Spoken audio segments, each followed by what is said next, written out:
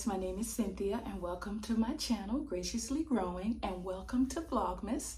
Now Vlogmas is when YouTubers upload a video every day from December 1st through December 24th, and I am participating in that this year by introducing you to all of my plants A through Z.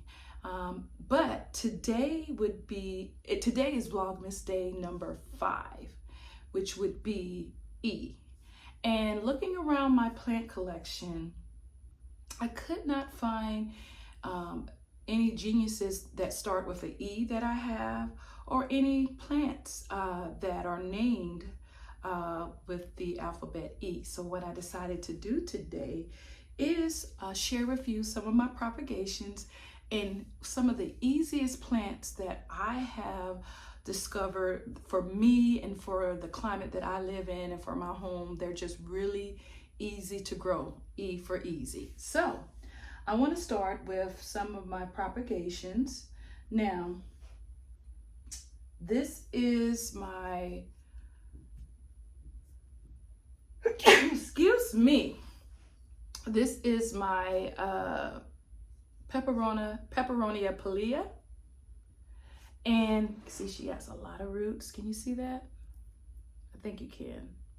Now, unfortunately, I had a really big, beautiful plant.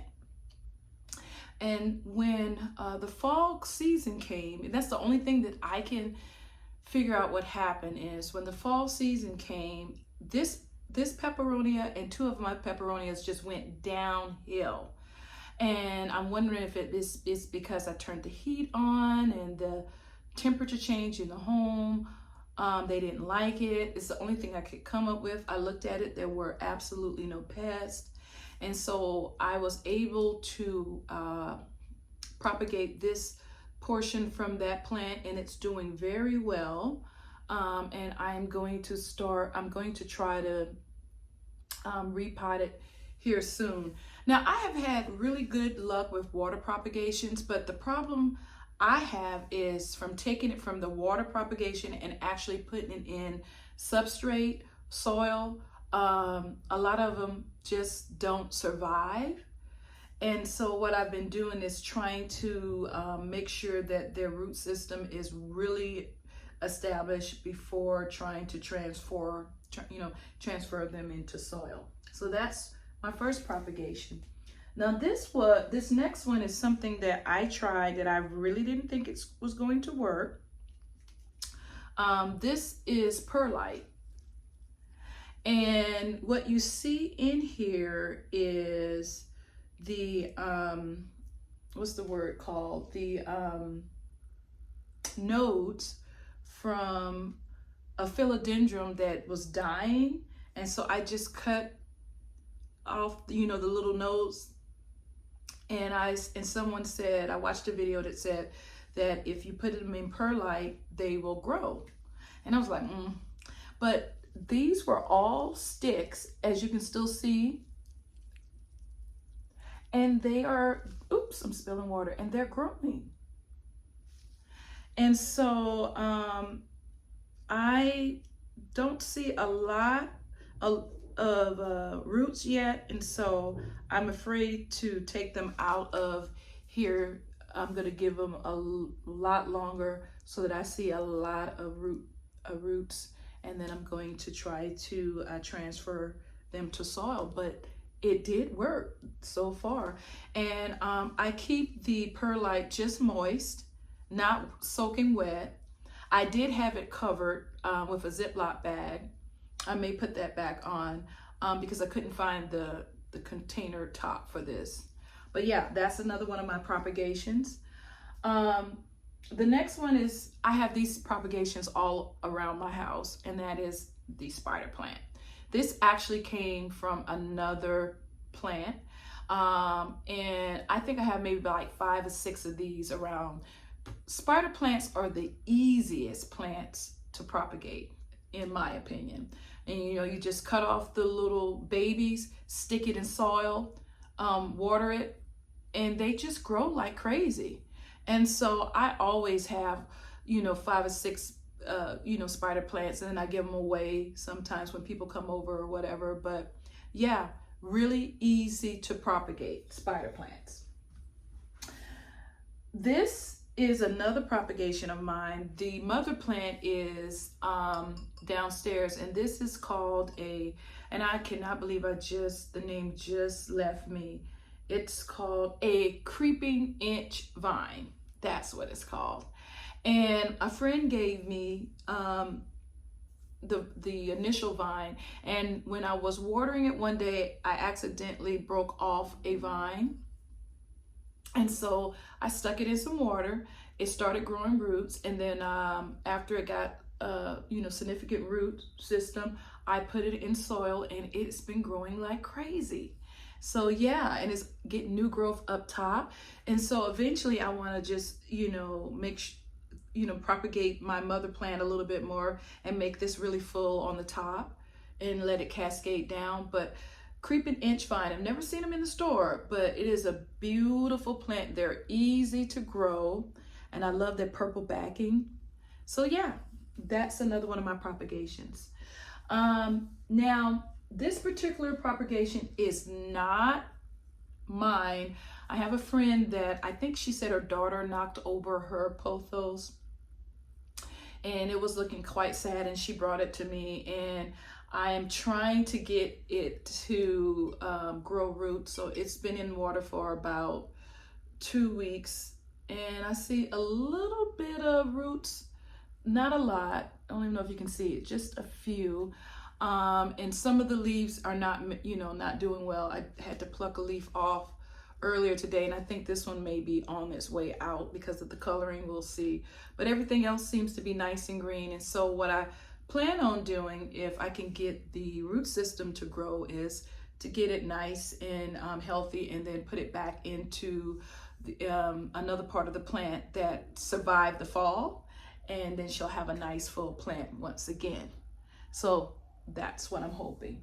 Now this is another one of my propagations that I'm so proud of myself. Again, I took the you can see, if you look, the nodes here.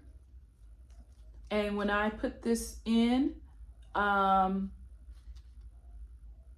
had it initially in, why can't I think of the word? I'm looking right at it here. What you use for your moss. I grew the, and I want to say it's nodes. I think that's the proper word, where you cut it and then you put the nodes down so that it can grow a new plant. And look at all of the new growth I have. So it started growing really good. It had a really good root system. So I took it out of the moss, and I was able to successfully transfer this to soil. And so far, so good. So yeah, and this, I think this is a, I'm not sure what type of pothos this is. Because I have another one over there. I want to say it's like a snow pothos, if that's such a thing, or did I make that up? And then my last propagation is this particular, it's the same thing. I had a mother plant, and I forgot what was going on with the plant. It was dying for some reason. And so I cut up I think some people call it wet sticks. I think that's what they call it too. And I put some of it in moss, and this is the product of that. And then I was able to cut one and just put it in water, and look at, can you see? Let me see. It has, look at those roots. And so eventually I'm going to repot both of these and have another new plant. So yeah, that is all of the propagations that I have going on right now. I did have, I was propagating a philodendron, and it didn't make it. It was doing really good. It had really nice roots, but then when I transferred it to the soil, it didn't make it. So like I said, I always feel like propagations is a two-part thing. You got to get it to grow in whether it's water, whether it's perlite, or whether it's moss, but then you got to successfully transfer it into soil, if that's what you choose to do, and hopefully see if it makes it. So the second part of this video, I did show you I did mention that the spider plants are easy to propagate, but they're also easy to grow. And I want to show you some other plants, E for easy, for Vlogmas day number 5, some other plants that I found to be really easy for beginners. And I consider myself a beginner, and I really haven't had any problem growing these particular plants. So let me get those and we'll get back with the video. Okay guys, I am back. And if you watch my videos, you're probably tired of me talking about this particular plant. But I love this particular genius of plants, and they are so easy to grow, and they're so beautiful, and they're so colorful. And so if you know me well, you know I'm talking about agonimas. And so for E for easy, I would say go get you an agonima. They are really, really easy to grow, and this is really, you know, I love agonima CMs, but I'm really thinking that this may be my favorite agonima of them all. I just love the vibrant green and the pink pedestals. And I don't even know, like I said at Vlogmas day 1, when I did A for agonimas and I showed this plant off, I don't even know the name of this plant. Because I got it from either Home Depot and Lowe's, and it was mislabeled. I forgot what they said it was, but it wasn't even in, it was nowhere near that's what it was. And I just laughed. I was like, that is not what that is. And I haven't been able to locate the proper name for this particular agonima. So like I said in the other video, if you know the proper ID for this plant, please tell me. But isn't she gorgeous? And agonimas, other than you have to be really careful, do not overwater them. You know, in my experience, overwatering is the only thing that will cause you to lose your agonimas, along with pests. But they're very, very easy to grow. And I've noticed that my agonimas, whether it's spring, summer, fall, or winter, they don't need water every week. Usually it's every other week for my agonimas, because they will get root rot and die on you if you overwater them.